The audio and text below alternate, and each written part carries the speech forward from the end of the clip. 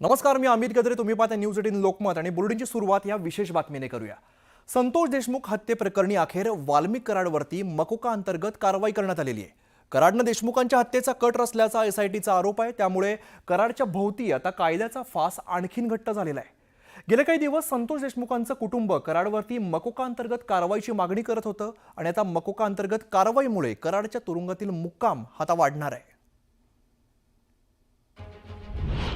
वाल्मिक कराडवर मकोकाचा बडगा, कायद्याच्या कचाट्यात अडकला कराड. पवनचक्की खंडणी प्रकरणी सीआयडीच्या ताब्यात असलेल्या वाल्मिक कराडवर अखेर मकोका अंतर्गत कारवाई करण्यात आली. खंडणी प्रकरणी कराडच्या पोलीस कोठडीची मुदत संपल्यामुळे त्याला मंगळवारी कोर्टात हजर करण्यात आलं होतं. पण त्याच दरम्यान अत्यंत वेगानं नाट्यमय घडामोडी घडल्या. सीआयडीनं वाल्मिक कराडवर मकोका अंतर्गत कारवाई केली. यानंतर मकोकाच्या गुन्ह्यात सीआयडीनं पुन्हा एकदा कोर्टाकडे त्याचा ताबा मागितला. त्यासाठी कराडला पुन्हा मकोकाच्या कोर्टात हजर करण्यात आलं. संतोष देशमुख हत्या प्रकरणात वाल्मिक कराडवर मकोका लावण्यात आलाय. कराडनं संतोष देशमुख यांच्या हत्येचा कट रचल्याचा आरोप करण्यात आला आहे. त्यामुळे आता कराड भोवती कायद्याचा फास आवळला गेलाय. प्रोसिजरल पार्ट आहे. त्यांनी ऍप्लिकेशन दिलं, त्यांना ऑलरेडी एमसीआर दिलाय. म्हणजे एका गुन्ह्यामध्ये दुसऱ्या गुन्ह्यामध्ये त्यांना प्रोटेक्शनचा अर्ज मंजूर केलेला आहे. त्यांना उद्या कोर्टात हजर करतील. जे काही आपण उद्या जे अर्ज दिलेला आहे कुठल्या गुन्ह्यावर, आम्ही ते उद्या कागदपत्र ज्यावेळेस आम्हाला मिळतील त्या कॉपी, त्यावेळेस पुढची दिशा ठरवू. संतोष देशमुख हत्या प्रकरणी वाल्मिक कराडवर गुन्हा दाखल करण्याची मागणी देशमुख कुटुंबियांच्याकडून सातत्यानं केली जात होती. सोमवारी संतोष देशमुख यांचे बंधू धनंजय देशमुख आणि मस्साजोगच्या ग्रामस्थांनी पाण्याच्या टाकीवर चढून आंदोलन केलं होतं. या सगळ्या पार्श्वभूमीवर कराडवर मकोका अंतर्गत कारवाई होणार का याविषयी तर्कवितर्क सुरू असतानाच सीआयडीनं वाल्मिक कराडवर मकोकाचा बडगा उगारला.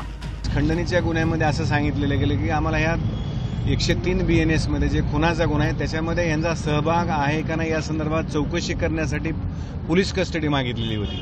त्यामुळे आतापर्यंत तरी तसं कुठलंही त्यांचा सहभाग आलेला नव्हता आणि सहभाग नाहीये. त्यांनी कुठल्या आधारे त्याच्यामध्ये घेतलेला आहे ते आम्ही आता सांगणे वगैरे ज्यावेळेस कागदपत्र कोर्टातून आम्ही काढू त्यानंतर पुढची प्रक्रिया.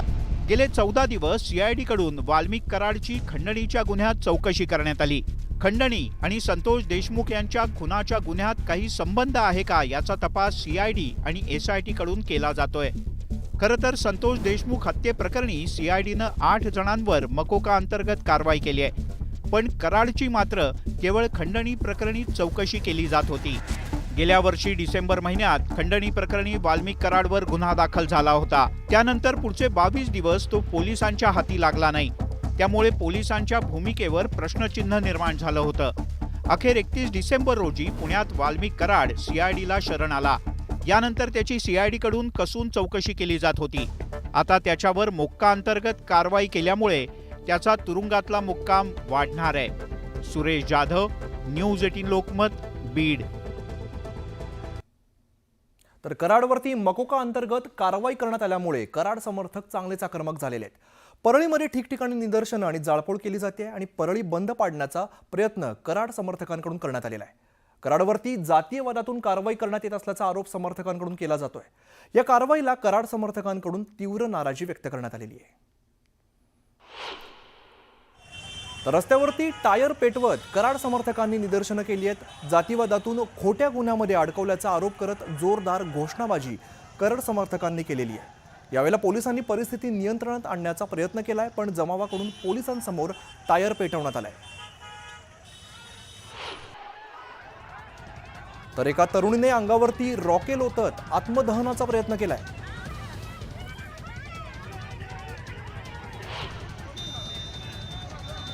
इकडे एका कराड समर्थकाने परळी वैद्यनाथच्या मंदिरावरती जाऊन निदर्शनं केली आहेत. कराडवरती मोका अंतर्गत कारवाई नको अशी मागणी तरुणाकडून करण्यात येत होती. हे जे आमदार आहे धस आणि संदीप क्षीरसागर हे ह्याच्यामध्ये राजकारण करत आहे 100%. आणि मी कडकडीची विनंती करतो की कोणी जरी टाकीवर जाऊन शासनाला प्रशासनाला भीती घालून की अन्नाला विनाकारण 302 मध्ये वाढायचं काम करू नये. कारण की अन्नावर ह्या परळीकरांचं आणि महाराष्ट्राचं प्रेम आहे. अन्नाला नाहक बदनाम करण्यात येत आहे आणि ह्या जे कोणी ह्या प्रकरणामध्ये असेल तर नामदार धनंजय मुंडे साहेबांनी स्पष्ट सांगितलेलं आहे त्यांना फाशी द्या. तेच खरे खरे डॉन आहेत. हे आका आका आका जे म्हणतात ना, खरा सुरेश धसच आका आहे आणि संदीप सुद्धा आका आहे. त्यांनी SP गायब केले त्याच्या बापा त्याच्या आजीने येते आणि हे खरे आका. आणि इकडे अण्णा वाल्मिकांना एका कष्टकऱ्याचा गोरगरिबाचा लेकरू एक मोठं झालं म्हणून यांना देखवना गेलंय आणि एवढा गोरगरिबाच्या पुढे जाऊन यांच्या पुढे जाऊन पाया पडलेले ते सुरेश धस अण्णाच्या त्यावेळेस माझ्या समोर पाया पडलेत वाल्मिकांना फोन करून अण्णा अण्णा म्हणून. तर परळीतला आजचा दिवस हा आंदोलनामुळे चांगलाच गाजलेला आहे. वाल्मिक कराडच्या आई पारुबाई कराड यांनी ठिय्या आंदोलन सुरू केलं. जातीयवादातून कारवाई केली जात असल्याचा आरोप वाल्मिक कराडच्या पत्नीने केलेला आहे. तर दुसरीकडे कराडच्या समर्थकांनी परळीमध्ये बंद पुकारलाय.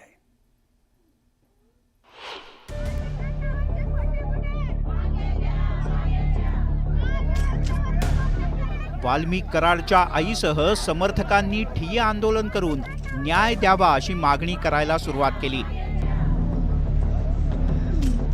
या आंदोलनाच्या दरम्यान वाल्मिक कराडच्या आई पारुबाई कराड यांना चक्कर आली. पारुबाई कराड यांची प्रकृती बिघडल्यानं तिथे उपस्थित असलेल्या समर्थकांची चिंता वाढली. परिणामी डॉक्टरांनी पारुबाई कराड यांची तपासणी करून त्यांना उपचार घेण्याची विनंती केली. यानंतर पोलिसांनी वाल्मिक कराडच्या आईसोबत संवाद साधून त्यांची समजूत काढण्याचा प्रयत्न केला. मात्र पारुबाई कराड यांनी उपचार करून घेण्यास नकार दिला. जोपर्यंत माझा लेक माझी सुटका झाली म्हणत नाही तोपर्यंत पाणी पित नाही मी नाही ह्या जागेवर उठत नाही. माझी मुक्त झाली म्हणलं तेव्हाच मी पाणी पितो. माझे लेक मला बोल आका माझी सुटका झाली म्हणेल तेव्हाच मी इथून उठत. वाल्मिक कराडच्या पत्नीनं मकोकावर प्रश्नचिन्ह उपस्थित केलं. खोटे गुन्हे दाखल करण्यात आल्याचा आरोप सुद्धा त्यांनी केला. न्याय व्यवस्थेनं आमचं हे गोष्टी चालू होत्या. आम्ही महिनाभर झालं न्याय व्यवस्थेवर विश्वास ठेवून आज महिनाभर झालं शांत होतो. पण काल जातीवाद करून जर तुम्ही आंदोलन करून जर तुम्ही माझ्या नवऱ्यावर जर हे गुन्हे दाखल करा असं जर सांगत असाल तर हे पूर्णपणे थांबलं पाहिजे.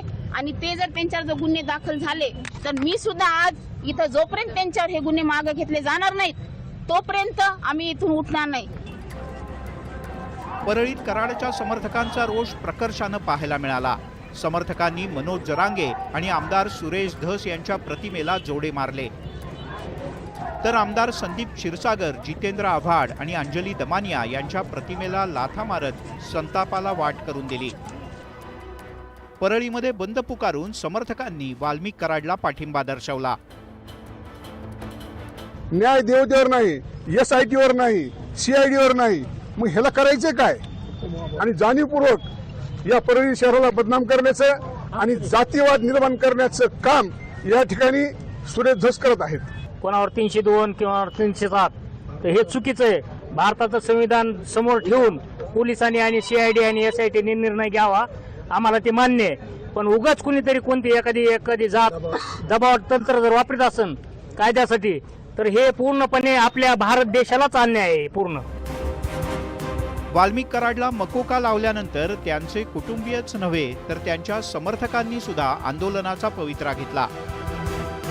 सोमवारी देशमुख कुटुंबानं वाल्मिक कराडवर कठोर कारवाईसाठी आंदोलन केलं होतं. आता मंगळवारी कराडच्या कुटुंबियांनी आंदोलनाला सुरुवात केली. या दोन्ही आंदोलनात कोणतंही सत्य दडपू नये आणि कोणताही गुन्हेगार सुटू नये असं म्हटल्यास अतिशयोक्ती होणार नाही. विशाल मानेसह सुरेश जाधव, न्यूज 18 लोकमत, बीड. तर संतोष देशमुख हत्या प्रकरणातील वाल्मिक कराड याच्यावरती मकोका अंतर्गत कारवाई करण्यात आलेली आहे. वाल्मिक कराड याच्यावरती कारवाई झाल्यानंतर मनोज जरांगे पाटील यांनी मुख्यमंत्री देवेंद्र फडणवीस यांचं कौतुक केलंय. मुख्यमंत्री फडणवीसांचं कौतुक करताना मनोज जरांगे पाटलांनी धनंजय मुंडेंवर मात्र निशाणा साधलेला आहे. संघटित गुन्हेगारी करणारी धनंजय मुंडेंची ही टोळी आहे, हिचा सफाया करणं मुख्यमंत्री साहेबांना गरजेचं आहे. तुम्ही मागे हटू नका, त्यांच्या पाठीराख्याची नार्को टेस्ट करा अशी मागणी मनोज जरांगे पाटलांनी मुख्यमंत्र्यांकडे केली आहे.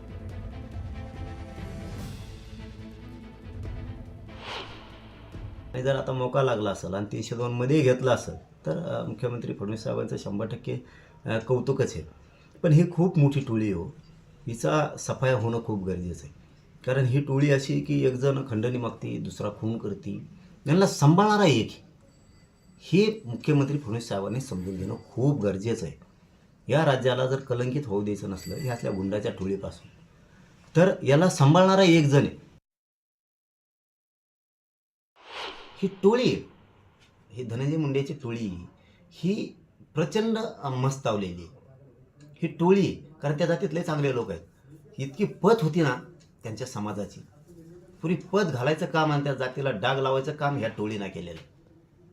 राज्याला सुद्धा डाग लावायचं काम सुद्धा सरकारला, मुख्यमंत्र्यांना, फडणवीसांना डाग लावण्याचं काम ह्या टोळीनं केलेलं. ही टोळी हे मुंडेचे लोक आहेत. हे कोणाचे समर्थक फेमर्थक नाही आहेत. हे यांना जातीय तेढ निर्माण करून दंगली घालवायचा आणि यांना आरोपीच्या बाजूनं पाठबळ उभा करायचा. टोळी हे धनंजय मुंडेची आणि हिचा सफाया करणं फडणवीस साहेबांचं काम आहे. ते करतील ही आशा सुद्धा करावंच. यांनी ही गुंडाराज बंद करून टाकायचा सगळा. बीड ही परळी मुक्त करून टाका. ही गुंडाराज ठेवू नका यांचा. हेच सगळे कुटाने करणार, कायदा सुव्यवस्था बिघडणार, हेच सगळे गाड्या फोडणार, हे सगळे ही टोळी, ही सगळे जेरबंद करा. याला ठेवू नका, अजिबात ठेवू नका. पुढची महत्त्वाची बातमी समोर येते. वाल्मिक कराडची प्रकृती बिघडल्याची प्राथमिक माहिती समोर आलेली आहे. बीड जिल्हा रुग्णालयात तपासणी सुरू आहे. वैद्यकीय अधिकाऱ्यांच्या सल्ल्यानुसार ॲडमिट करायचं की नाही यावरती अद्याप निर्णय झालेला नाहीये.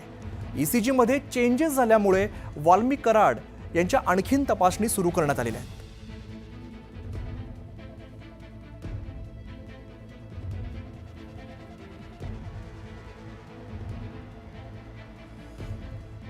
वाल्मिक कराडची तब्येत खालावल्याची प्राथमिक माहिती सध्या समोर येते.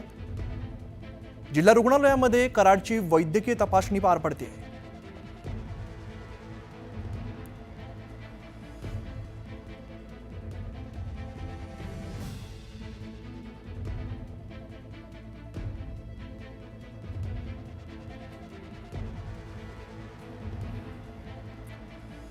सध्या ऍडमिट करायचं की नाही यावरती अद्याप निर्णय झालेला नाहीये. ECG मध्ये चेंजेस झाल्यामुळे वाल्मिक कराड यांच्या आणखीन तपासणी सुरू आहे. तर परळी निदर्शनं प्रकरणामध्ये एका पोलीस कर्मचाऱ्याचं निलंबन आणि तेढ निर्माण करणारी पोस्ट केल्यामुळे SP नवनीत कौवत यांची कारवाई बघायला मिळते. गोरख हडुळे असं कर्मचाऱ्याचं नाव आहे. शिवाजीनगर ठाण्यामध्ये तो नेमणुकीला होता. तर परळी निदर्शनं प्रकरणामध्ये एका पोलीस कर्मचाऱ्याचं निलंबन करण्यात आलेलं आहे. तेढ वाढवणारी पोस्ट केल्यामुळे SP नवनीत कौवत यांची कारवाई बघायला मिळते. गोरख हडुळे असं कर्मचाऱ्याचं नाव आहे. शिवाजीनगर ठाण्यामध्ये तो नेमणुकीस होता.